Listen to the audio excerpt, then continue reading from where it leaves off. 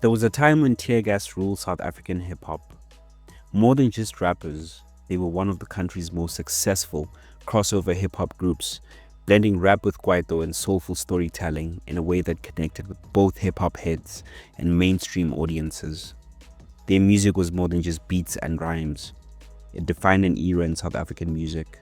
Songs like Chance and Mhlobo weren't just hits, they were anthems that echoed through the streets, taxis at radio stations all across the country. But as the years passed, the bond that made them unstoppable began to fade. Silent tensions, unspoken frustrations, and personal ambitions pulled them in different directions. The group that once felt like family was never the same again. What really happened behind the scenes? And is there any chance of a Teargas reunion?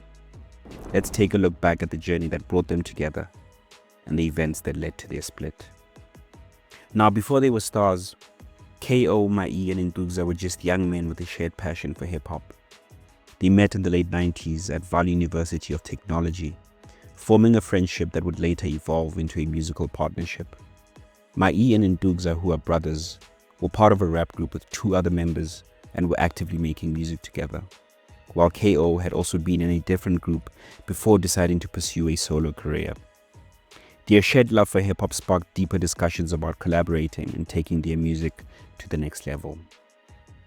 Recognizing their chemistry, Mai and Ntukza invited K.O. to officially join their group, transforming Teargas into the trio fans would later know and love. In 2004, they settled on the name Teargas, inspired by the tear gas used by the police during anti-apartheid protests, symbolizing rebellion, resistance, and the voice of the people.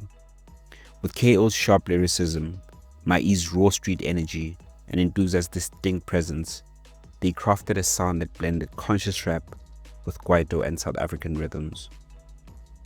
Their debut album, Shubile Bov, dropped in 2006 and quickly gained attention. Their music wasn't just about entertainment, it carried a message, addressing social issues, township struggles, and the realities of South African youth. What set Teargas apart was their ability to blend different South African languages, including Zulu, Sotho, and English, creating a sound that resonated with people from all walks of life. This multilingual approach helped them connect with the masses, making their music feel both authentic and relatable. Teargas had arrived, and their journey to the top had officially begun. But as their success grew, so did the pressures that would later test their brotherhood. With the release of their debut album, Shubile Bov, in 2006, Teargas made an explosive entrance into the South African hip-hop scene. The album introduced their signature style and established them as a force to be reckoned with. One of the standout tracks, Chance, a song that resonated deeply with fans and became their breakthrough hit. The album's success was undeniable, earning Shubile Bov gold certification. Chance earned them the inaugural Song of the Year award at the 2006 Metro FM Music Awards, marking the first time this award was ever presented. But they weren't just a one-hit wonder. Their ability to craft relatable stories over infectious beats kept fans engaged, and they followed up with more hits that solidified their place in the game. Their sophomore album, Wafa Wafa, dropped in 2008 and was also certified gold, proving that Teargas was here to stay. By 2009, they reached new heights with their third album, Dark or Blue, which skyrocketed their careers, featuring hits like Mhlobo and Go Away. The album dominated the charts and solidified their status as one of the biggest hip-hop groups in South Africa. Their success was further amplified the following year as South Africa hosted the historic 2010 FIFA World Cup. The group was in high demand, booking gigs across the country as the energy of the World Cup brought a new level of exposure. Their music became part of the celebration, further cementing their legacy. But as their success grew, the music industry was changing, and so were the dynamics within the group.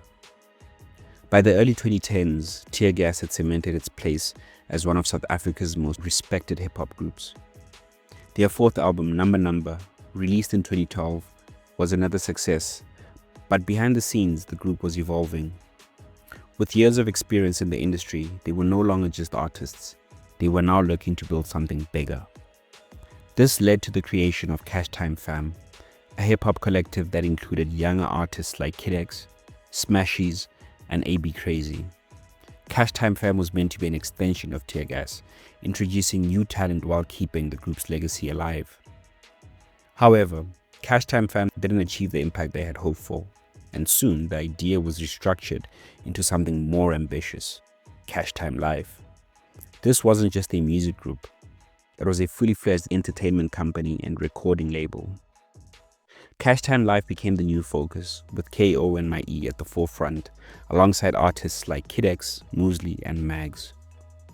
The shift in priorities was clear. Teargas was no longer the main focus, and the members were now exploring new creative and business ventures. This shift immediately raised questions about Teargas's future, especially when it became clear that Ntukza wasn't part of Cashtime Live. While KO and My E moved forward with the new label, Ntukza was noticeably absent. Though no public fallout had been announced at the time, the cracks in the group's foundation were beginning to show. As Teargas continued to make significant strides in the industry, individual aspirations began to influence the group's cohesion. Ntukza was the first to release a solo mixtape, setting the stage for his personal artistic journey. KO expanded his solo endeavors by contributing notable verses on other artists' projects, such as DJ Vigilante's God's Will in 2013. My E also featured in various collaborations, showcasing his versatility as an artist. These solo moves, while showcasing their individual talents, stirred up some tension. KO and My E were pouring their energy into building Cashtime Live. Ntukza seemed to be left behind. It was only years later that Ntukza revealed in an interview with the Episode podcast that he felt completely blindsided by the decision. What hurt him even more was that his own brother, My E, never informed him or reached out to explain. The exclusion went beyond business. It struck a personal chord, and from that point on, Teargas was never the same. Their final album together, Number, achieved commercial success, but also served as a turning point. The members' shifting in priority became evident, the individual ambitions taking precedence over collective goals. This shift left to business decisions that not everyone agreed on, straining their brotherhood. Ntukza later revealed that he felt betrayed, especially given his exclusion from Cashtime Live. He described feeling like an outsider, stating, "I was the third guy, the Michelle, who was said to not fit after my contribution." Over time, the accumulated tensions led to an unspoken understanding that Teargas had come to an end. There was no formal announcement, but the absence of collaboration in the pursuit of individual parts signified the group's quiet dissolution. After Teargas split, all three members went their separate ways, each focusing on a solo career. KO made the biggest impact, dropping Kara Kara in 2014. The song became a cultural phenomenon, blending kwaito and hip-hop in a fresh way. It was the first South African music video to hit 1 million views on YouTube. Later that year, KO released his debut album, Skanda Republic, which was certified platinum. He cemented himself as one of South Africa's top hip-hop artists. Over the years, he released 4 more albums, Skanda Republic 2, PTY Unlimited, and Skanda Republic 3.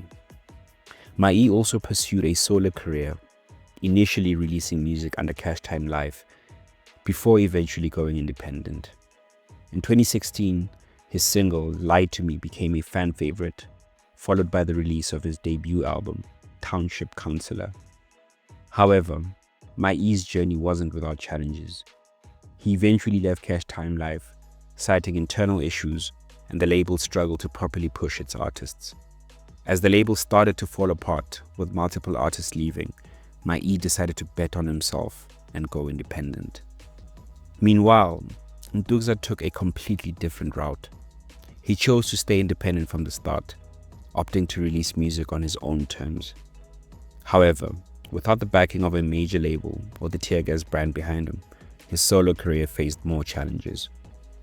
He released his debut solo album, Family Over Everything, in 2016 and Rebirth in 2020. Despite putting out consistent work, he struggled to gain the mainstream momentum as his former bandmates. In 2022, fans were excited about a planned Teargas reunion at the Back to the City festival.